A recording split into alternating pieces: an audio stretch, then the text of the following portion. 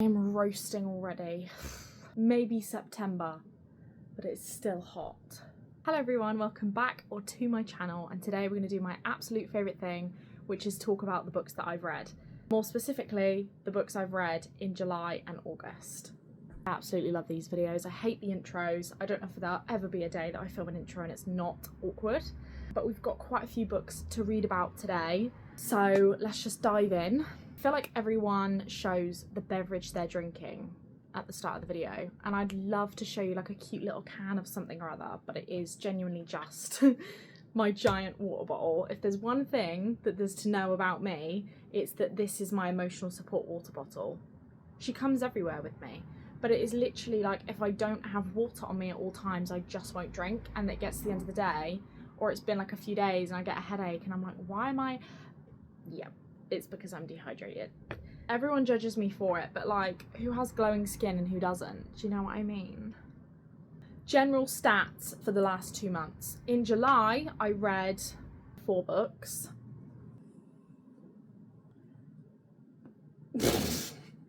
And in August, I read 5 books and DNF'd 2, which is very rare for me. I think 2 is more than I've ever DNF'd, especially in a month. And at the end, I'm going to show you the books that I'm currently reading. Okay, so let's get started. So, starting July, I read The Enemy by Sarah Adams. I have had the most confusing 2 months. I've been in such a bad slump. I swear, since like March or something. It's been crazy. I don't know what I want to read, and nearly every book I pick up, I'm like, ugh. I think I said that in the last video. But it's just, I've been in such a bad slump, so I've been very unsure. So just bear that in mind when it comes to my reviews of these books. But yes, we start with The Enemy, and I actually didn't leave a review on Goodreads. I literally just rated it 3 stars. It was nothing impressive, nothing to write home about. I absolutely love Sarah Adams and her writing, but this wasn't anything that really stood out to me, and I'm probably going to list this on my Vinted, to be honest. It was good, but it didn't knock me off my feet like the rule book or the cheat sheet, so 3 stars. Next, I read When the Moon Hatched by Sarah A. Parker. This pleasantly surprised me. My memory's so bad, I literally have to go back and check the reviews that I done to see what I thought about it, but this I do remember was very good. I tabbed her, and this is the first book I've tabbed in genuinely like a year. Like, I don't tab books unless I read the first 50 pages and I'm like, okay, I've read like 4 things that I could have tabbed already and I'm obsessed. And that is what I had with this book. She's quite long. Obviously it's fantasy. I knew that there was an assassin and a dragon rider, and I was pretty much sold when I read that. But I mean, for a book to have dragons instantly increases the rating for me personally. I just love fantasy and dragons and everything to do with that. And we have a badass FMC. She's so cool, and I can say this, can't I? This is not spoiling. I'm not going to give spoilers, don't worry. But she murders men for a living. Slay. Do you know what I mean? Like, literally slay. And an obsessed MMC who is said dragon rider. So he's super hot, he rides a dragon, and he's obsessed with her. I mean, it just kind of screams 5 star, does it not? I'm not gonna lie, the plot of this and the course that it took me off guard, because it took such a turn in the second half, and I can't actually really remember what it was, but I did take a star off. I rated this 4 stars, and it would have been 5 if it wasn't for that kind of big turn towards the end. But it was magical and romantic and badass. I think, okay, yeah, no, I remember what it was that took the star off, but obviously I don't want to say because it's kind of a spoiler, but not really, but it's what took a star off for me. I've read it before, and I'm not a fan of that trope, but honestly, I can see anyone who would be fine with that easily rating this 5 stars. It did remind me of ACOTAR a lot with the plot. Like, it reminded me of it a lot. Like, there was scenes I was reading and I was like, wait, is this ACOTAR? Like, have I picked up the right book? But it was just so freaking good. Like, I really enjoyed this, and I'm not gonna lie, I quite want to do a reread. And I'm very excited for the second book to come out, like very excited. I was very disappointed when I seen how long it's gonna take for it to come out. So at this point, I'm like, okay, I could read fantasy. I want to read more fantasy. I'm in a fantasy mood. So I picked up Daughter of the Pirate King by Tricia Levenseller, and oh my goodness. I genuinely think I read this in 2 days, maybe 3. Another tabbed book. There's something about a badass FMC that really does it for me. Like, I cannot stand the stories, any genre, whether it's a thriller, a fantasy, a romance, if the girl's like, save me, and is like running around and doesn't know her head from her butt, like, I just can't do it. So when we have like a strong, murdering, revenge-seeking assassin or something, and she's like the one that wears the pants in the romance, I just eat it up. Like, I absolutely love it. It just sells every book to me, and obviously that's in this. This I rated 5 stars. I finished it in like 2 freaking days. It's YA, it's very small writing, so it's very easy to read. And I just was breezing through this. I'd sit down, read 100 pages in what felt like 10 minutes. Obviously not, but like in like less than an hour or an hour or something. And I'd be like, oh my God, where's that gone? Where have those 100 pages gone? There's a review on the back that says, kidnapped my interest from the first chapter and never let it go. And I completely agree with that statement. I literally read the first chapter and that was it. I was fully invested. It's just the FMC was so cool, and like obviously it's revealed towards the end like a bit of a plot twist about her, and it just really cemented my love for her. She's so like mentally strong. So it's basically, for those of you who don't know, this went viral a couple of years ago.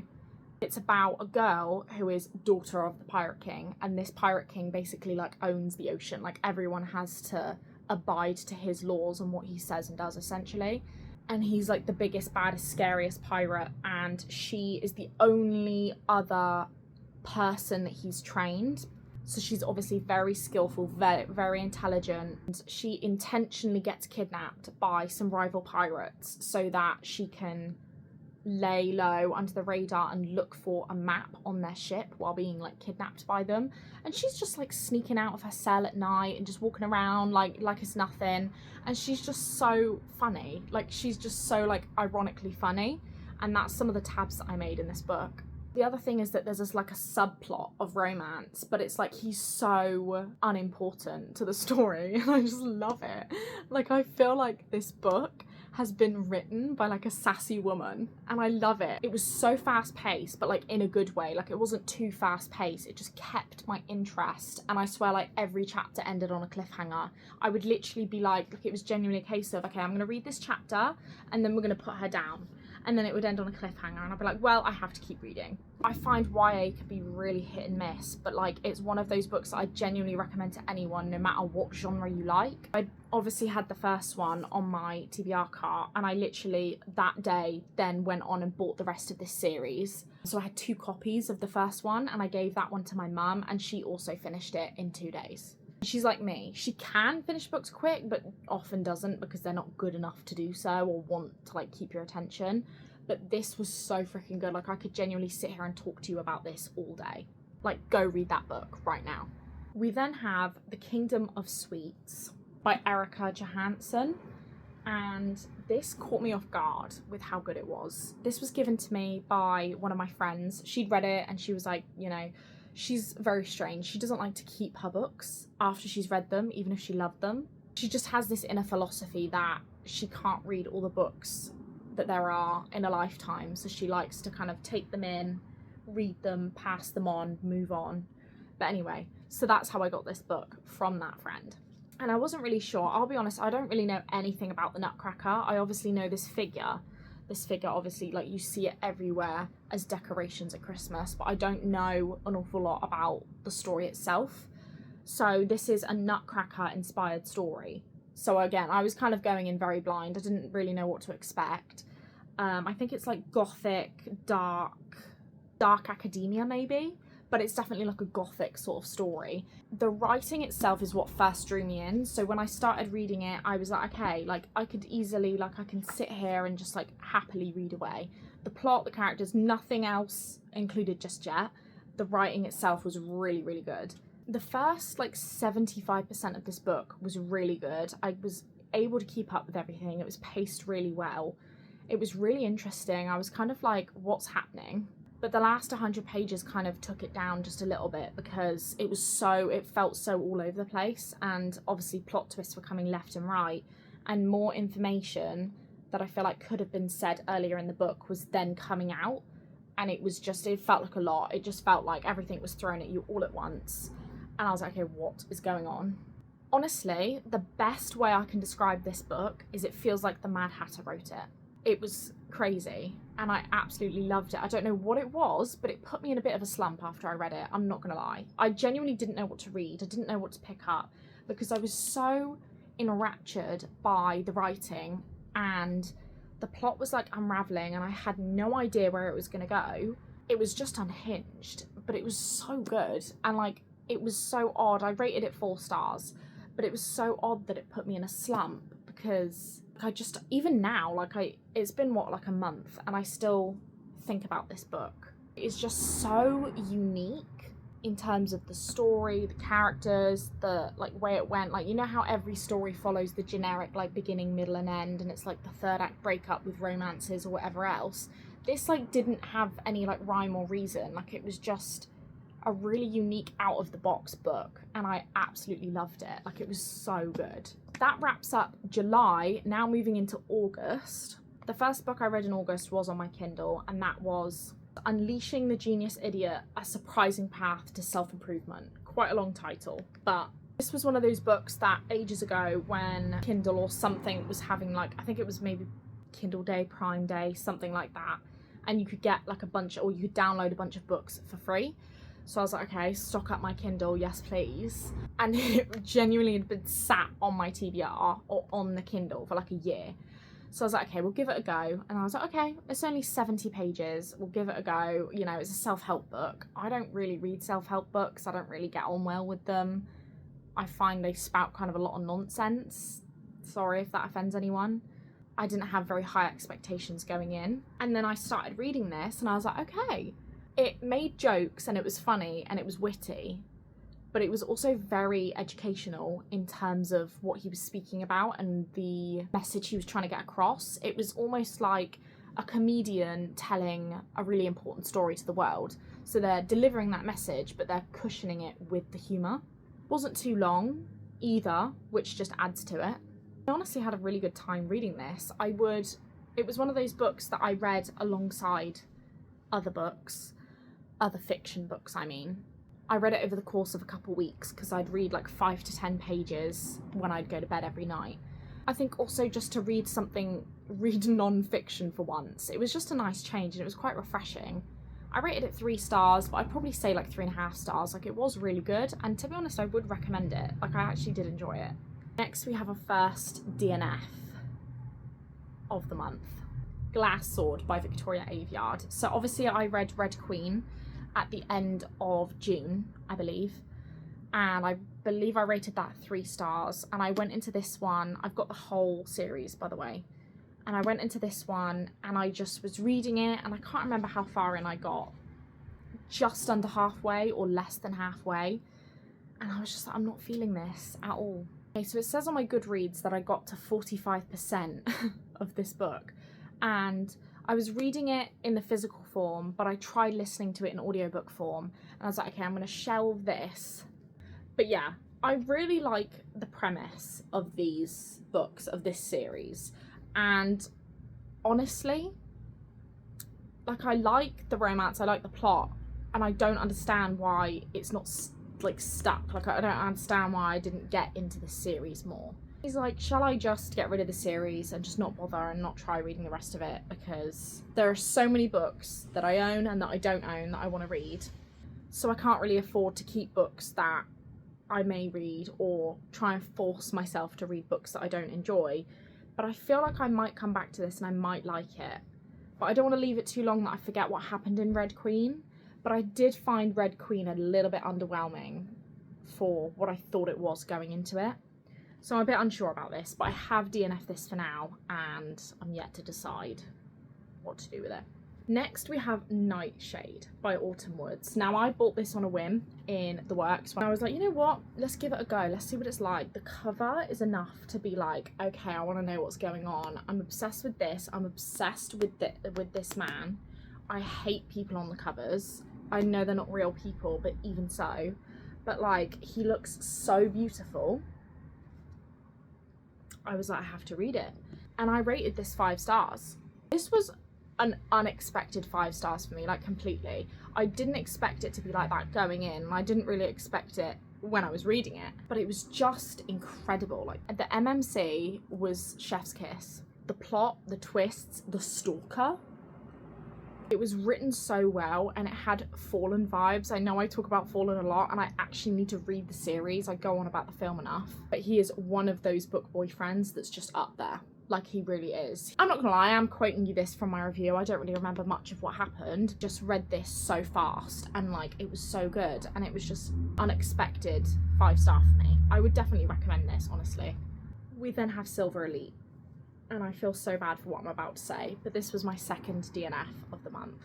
I remember seeing this in a YouTube video by one of the YouTubers I watch, one of the booktubers I watch, in March, and she was like, okay, I got this early copy, I'm gonna give this a go. And I remember she wasn't that enthralled by it, but for some reason, ever since I locked eyes on the cover, I was like, oh my god, I need that. I got it a couple weeks ago, and I was so excited to get stuck into it, like fully carved out my afternoon. I was like, right, I'm gonna sit down, really get into this. I got to 268 pages in, so literally like exactly halfway, like somewhere like here. And I DNF'd because it was so freaking similar to Divergent, like almost spitting image. Like the plot, the characters, where we were, what we were doing, like literally it was like reading Divergent. And it was like, I love Divergent. I've seen the films countless times. I've read the books. I love it. But I don't want to read about it when I'm like looking into a new book. Do you know what I mean? The first like 50 pages were really good and really caught my attention, and I'm not gonna lie, it did draw me in really quickly. But then when I realized how similar it was, I was like, I just can't do it. Like, I just feel like the ending's gonna be the same or a similar sort of vibe, and I just don't have the time to be dedicating to books that I just are disappointing to me. And that is the reason why I DNF'd. Like, it wasn't written badly at all or anything, it was just the similarities were just too much for me. But the cover on this girl is gorge. Like, look at that. Oh, sickening. I'm actually so disappointed because I was so looking forward to this book.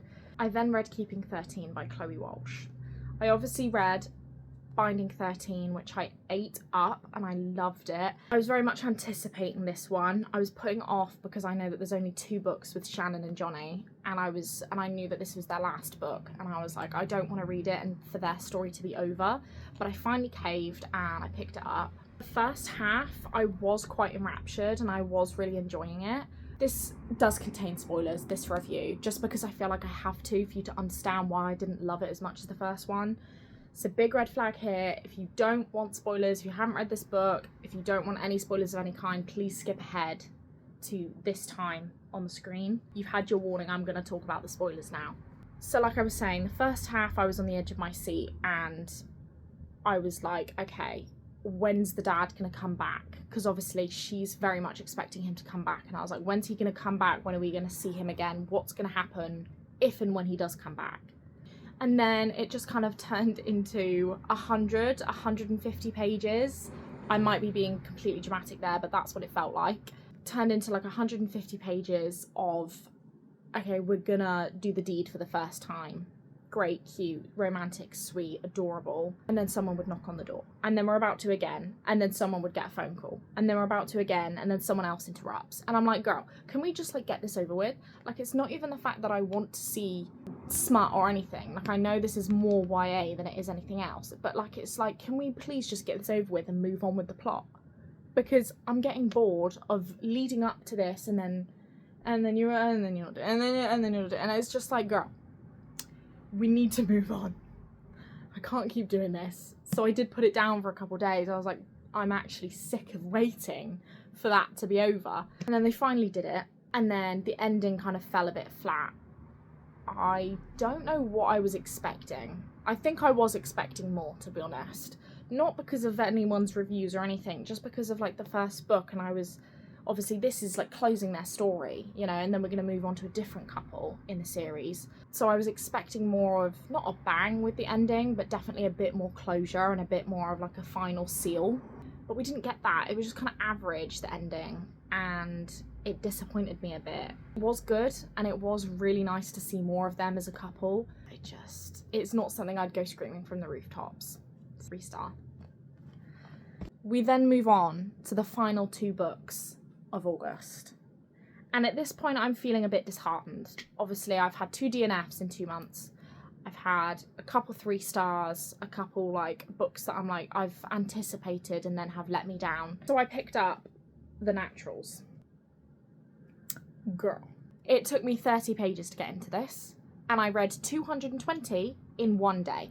I'd heard about it being a good read and a fast read and a book that you kind of need to read if you're in a slump or whatever, and it delivered.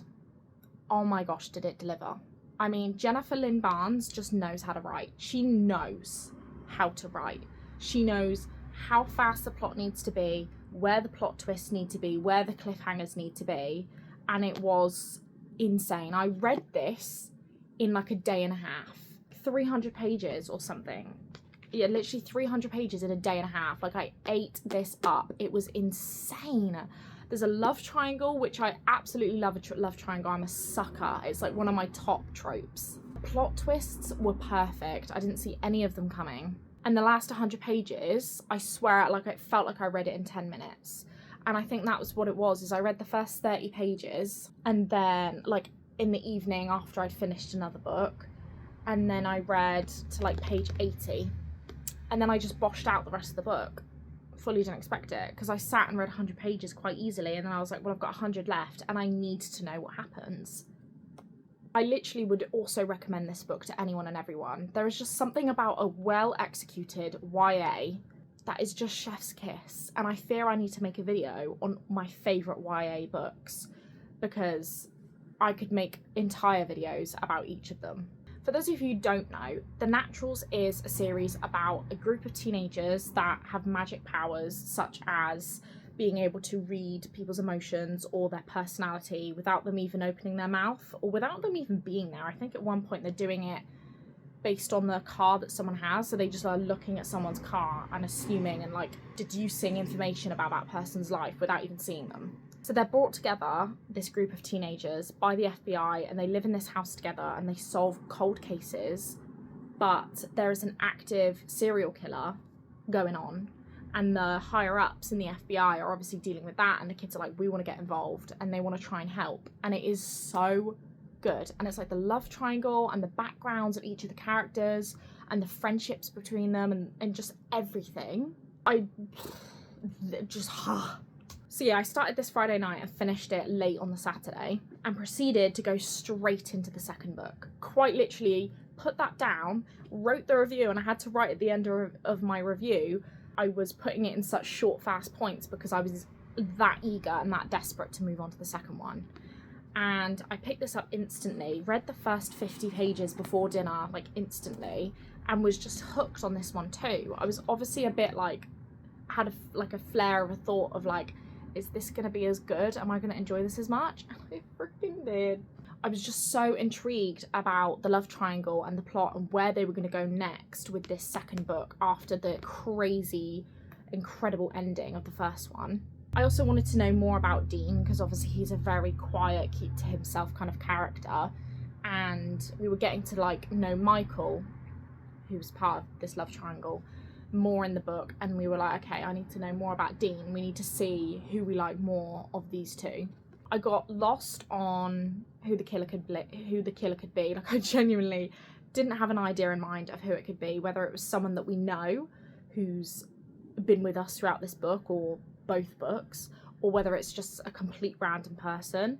And I did take a star off. So obviously the first one, insanely good 5 stars. This one I rated 4 stars just because the ending wasn't as incredible as the ending in the first book. That just took off a star for me. It wasn't as blow you out of the water crazy sort of ending. I think the reason the first book's ending was so incredible was because of the nature of who the killer was, whereas this one was very different, and it just fell a little bit flat for me. But other than that, like, minor, tiny freaking detail, this was another incredible book. And again, by Monday morning, I'd finished it. This one was 350-ish pages.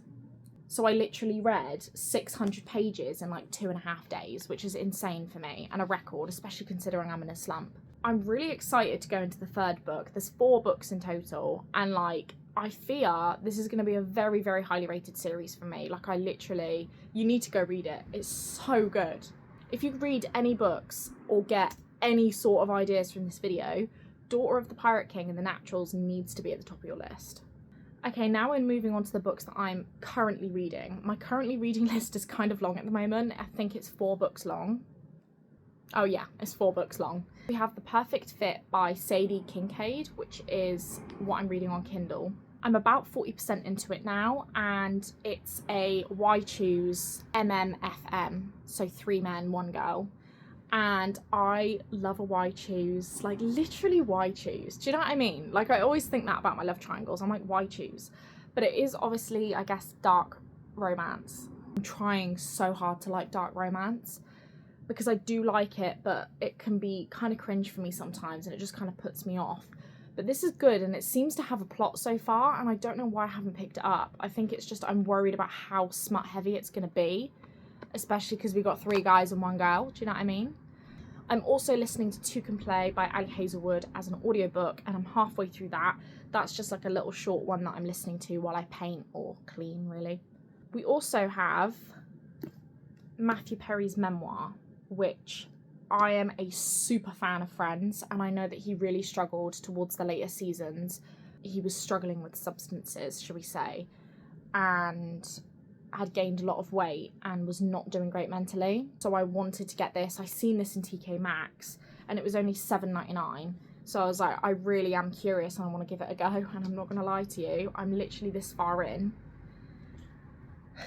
36 pages to be exact, and it was so much had happened already, and it was so deeply sad and gut-wrenching that I just had to put it down, and I haven't picked it up since because I'm too scared, because I'm like, for that much to happen in the first 30 pages, what on earth are the last 200 going to be like?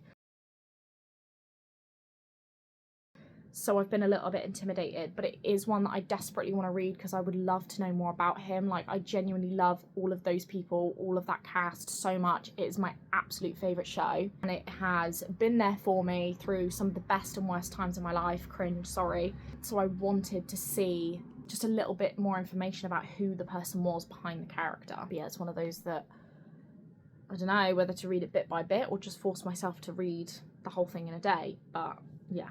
I'm then also 30% into Terror at the Gates. This is a book that I bought alongside Silver Elite, and I picked it up and I just wasn't in the mood for it. So I got about 100 pages in and just temporarily put it to one side, but I still do have this on my continue reading list. And that is all of the books that I have read in July and August, including what I'm currently reading. If you have any opinions on any of the books I've read or am reading, please let me know in the comments. I would love to know what you think.